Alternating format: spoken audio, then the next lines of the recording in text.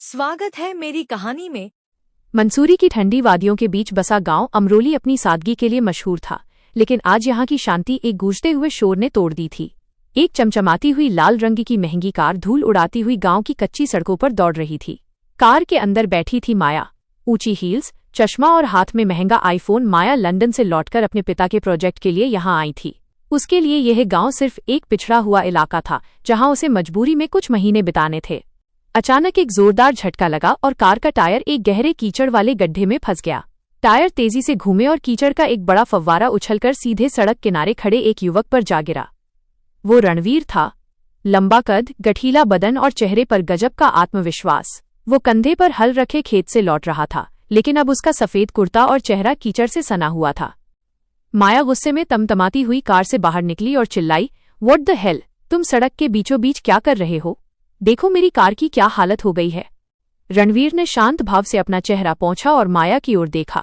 उसकी गहरी आंखों में एक अजीब सा ठहराव था। उसने बड़े आराम से कहा, मैडम, ये सड़क हमारी है और आप यहाँ मेहमान हैं। कीचड़ कार ने उछाला है, मैंने नहीं। जुबान मत लड़ाओ, जानते हो मैं कौन हूँ? माया ने पैर पटकते हुए कहा, तुम जैसे अनपढ़ गंवारों की वजह से ही ये देश तरक्की नहीं कर पा रहा। गंदी भैंसे चराते हो और तमीज की बात करते हो। चलो अभी मेरी कार निकालो यहां से। रणवीर के चेहरे पर एक हल्की सी मुस्कान आई। उसने हल नीचे रखा और बोला, तमीज शहर की दुकानों पर नहीं मिलती मैडम, घर की परवरिश में मिलती है। और रही बात कार की, तो जिसे आप गंवार कह रही हैं वही अब आपकी मदद करेगा, क्योंकि यहाँ आपकी दौलत नहीं, मेरी ताकत काम आएगी। रणवीर ने बिना किसी बहस के कीचड़ में पैर रखे और कार को ऐसा जबरदस्त धक्का दिया कि गाड़ी एक झटके में बाहर निकल आई। लेकिन जैसे ही गाड़ी बाहर निकली, टायर से कीचड़ फिर उछला और इस बार माया की सफेद ड्रेस पर जा गिरा। यू इडियट, जानबूझकर किया ना तुमने ये? माया गुस्से से लाल हो गई। इसे कुदरत का इंसाफ कहते हैं मैडम। रणवीर ने कंधे उचकाए और अपनी भैंस को हाँकते हुए आगे बढ़ गया। माया को गांव के जिस पुराने बंगले में रुकना था, वो बदकिस्मती से रणवीर के घर के ठीक सामने था। अगले कुछ दिनों तक माया का गुस्सा 7वें आसमान पर रहा। उसे हर सुबह खिड़की खोलते ही वही रणवीर दिखाई देता। कभी वो कुएं से पानी भरता तो कभी छोटे बच्चों को पेड़ के नीचे बिठाकर पढ़ा रहा होता। माया को चिढ़ थी कि कोई इतना साधारण होकर इतना खुश कैसे रह सकता है। उसने मन ही मन ठान लिया था कि वो रणवीर को नीचा दिखाकर ही दम लेगी। एक दिन गांव की पंचायत बैठी थी। माया वहां अपने प्रोजेक्ट का नक्शा लेकर पहुंची। उसने बड़े घमंड से कहा, मुझे गांव के विकास के लिए इस पुराने तालाब को सुखाकर यहाँ एक बड़ा गोदाम बनाना है। तभी भीड़ के बीच से एक बुलंद आवाज आई, मंजूर नहीं है। रणवीर आगे आया और बोला, ये तालाब हमारी प्यास बुझाता है और हमारे मवेशियों का सहारा है। आपकी मशीनों के लिए हम अपनी जड़ें नहीं सुखा सकते। माया ने सबके सामने उसका मजाक उड़ाते हुए कहा, तुम क्या जानो तरक्की क्या होती है? तुम जैसे लोग बस गोबर और मिट्टी में सने रहने के लिए बने हो। तुम्हारी सोच इस गांव की सरहद पार नहीं कर सकती। तुम बस एक अनपढ़ देहाती ही रहोगे। रणवीर ने उसकी आंखों में आंखें डाली और बड़े सुकून से कहा, मेरी सोच मिट्टी से जुड़ी है मैडम, और आपकी सोच कागज के नोटों से। मिट्टी सोना उगलती है और कागज सिर्फ आग। आज आप हमें नीचा दिखा रही हैं, लेकिन याद रखिएगा, जब शहर की धूप झुलसाने लगती है तो सुकून की तलाश में लोग इन्हीं गांवों की छांव में आते हैं। उस दिन के बाद से उनके बीच एक ऐसी नफरत की दीवार खिंच गई जिसे लांघना नामुमकिन लग रहा था। माया हर वक्त उसे नीचा दिखाने के मौके ढूंढती और रणवीर अपनी खामोशी से उसके हर वार का जवाब देता। माया को पता नहीं था कि जिस इंसान को वो आज सबसे ज्यादा नापसंद कर रही है, वही उसकी जिंदगी की सबसे बड़ी हकीकत बनने वाला है। मंसूरी की पहाड़ियों पर काली घटाएं छा गई थीं और देखते ही देखते मूसलाधार बारिश होने लगी। माया अपने स्कूल प्रोजेक्ट के काम से गांव की एक पुरानी इमारत में रुकी थी, जो मलबे और पत्थरों से बनी थी। बारिश इतनी तेज थी कि पहाड़ की मिट्टी खिसकने लगी। अचानक एक जोरदार गड़गड़ाहट हुई और इमारत का एक हिस्सा ढह गया। माया के पैर पर एक भारी लकड़ी का शहतीर आ गिरा। वो दर्द से चीख पड़ी, लेकिन उसकी आवाज बादलों की गरज में दब गई। पूरा गांव अपनी जान बचाने के लिए सुरक्षित स्थानों की ओर भाग रहा था। तभी मलबे के बीच से एक साया दौड़ता हुआ आया। वो रणवीर था। उसे पता था कि माया उस खंडहरनुमा इमारत में अकेली है। बिना अपनी जान की परवाह किए वो गिरते हुए पत्थरों के बीच अंदर कूदा। अंदर धूल और अंधेरा था। उसने देखा कि माया मलबे के नीचे दबी हुई है और उसका चेहरा दर्द से पीला पड़ गया है। रणवीर ने अपनी पूरी ताकत लगाकर उस भारी शहतीर को अपने कंधों पर उठाया। उसके हाथों की नसें फूल गईं, माथे से खून बहने लगा, लेकिन उसने हिम्मत नहीं हारी। उसने माया को अपनी मजबूत बाहों में उठाया और बाहर की ओर भागा।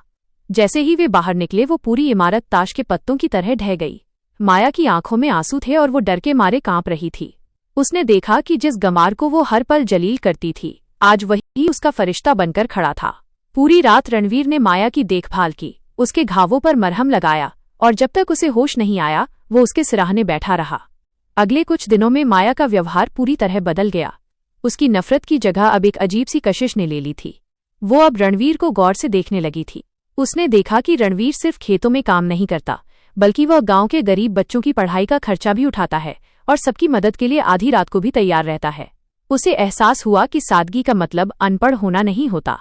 एक शाम जब सूरज पहाड़ों के पीछे छिप रहा था, माया ने रणवीर को पास बुलाकर कहा, रणवीर, मुझे माफ कर दो, मैंने तुम्हें समझने में बहुत बड़ी गलती की। तुम शहर के उन बड़े लोगों से कहीं ज्यादा कीमती हो। रणवीर बस मुस्कुराया और बोला, मैडम, माफी अपनों से मांगी जाती है और आप तो अब इस गांव का हिस्सा बन चुकी हैं। माया का दिल तेजी से धड़कने लगा। वो जो कभी इस गांव से नफरत करती थी, अब उसे यहाँ की मिट्टी में भी खुशबू आने लगी थी। लेकिन ये सुकून ज्यादा दिन नहीं रहा। एक सुबह जब माया रणवीर से मिलने उसके घर पहुंची तो वहां का नजारा देखकर उसके पैरों तले जमीन खिसक गई। रणवीर के घर के बाहर ढोल नगाड़े बज रहे थे। गांव की औरतों ने मंगल गीत गाना शुरू कर दिया था। माया ने घबराकर एक लड़के से पूछा, ये सब क्या हो रहा है? लड़के ने जवाब दिया, रणवीर भैया की सगाई तय हो गई है। पड़ोस के गांव की सबसे लाडली लड़की चंदा से उनकी शादी हो रही है। आज ही तिलक की रस्म है। माया को ऐसा लगा जैसे किसी ने उसके सीने में खंजर उतार दिया हो। उसे अपनी गलती का एहसास हुआ कि उसने अपने प्यार का इजहार करने में बहुत देर कर दी। वो पागलों की तरह भीड़ को चीरते हुए रणवीर के आंगन की तरफ भागी। वहां रणवीर रेशमी कुर्ता पहने, माथे पर तिलक लगाए खड़ा था। उसके पिता हाथ में शगुन का नारियल लेकर रणवीर को आशीर्वाद देने ही वाले थे कि तभी एक आवाज गूंजी, रुक जाइए, ये शादी नहीं हो सकती। माया चिल्लाई। सबकी नजरें उसकी तरफ मुड़ गईं। गांव के लोग कानाफूसी करने लगे। देखो, वो शहरी मेम फिर तमाशा करने आ गई। माया के चेहरे पर आंसू थे, लेकिन उसकी आवाज में एक दृढ़ता थी। वो सीधे रणवीर के सामने जाकर खड़ी हो गई। रणवीर उसे देखकर हैरान रह गया। माया ने सबकी परवाह किए बिना कहा, रणवीर, मैंने तुम्हें अनपढ़ कहा, तुम्हें नीचा दिखाया, तुमसे नफरत की, लेकिन सच तो ये है कि मैं तुम्हारे बिना एक पल भी नहीं जी सकती। मैं इस शहर की चमक धमक छोड़कर तुम्हारी इस कच्ची मिट्टी में रहने को तैयार हूँ। मैं तुमसे प्यार करती हूँ रणवीर, क्या तुम मुझे अपनाओगे? पूरे आंगन में सन्नाटा छा गया। रणवीर के पिता गुस्से से लाल हो गए और चिल्लाए, रणवीर, ये क्या बदतमीजी है? इस लड़की को यहाँ से ले जाओ। लेकिन रणवीर की नजरें सिर्फ माया पर टिकी थीं। उसने देखा कि वो लड़की जो कभी धूल से नफरत करती थी, आज उसी धूल भरे आंगन में उसके प्यार की भीख मांग रही थी। रणवीर ने धीरे से अपनी पगड़ी उतारी और उसे अपने पिता के पैरों में रख दिया। उसने मुस्कुराते हुए अपनी बाहें फैला दी। माया ने एक पल की भी देरी नहीं की और दौड़कर उसके गले लग गई। पूरे गांव के सामने वो शहरी मेम उस गांव के गवार की बाहों में समा गई थी। जो लड़की कभी उसे छूना भी पसंद नहीं करती थी, आज उसकी धड़कनों को महसूस कर रही थी।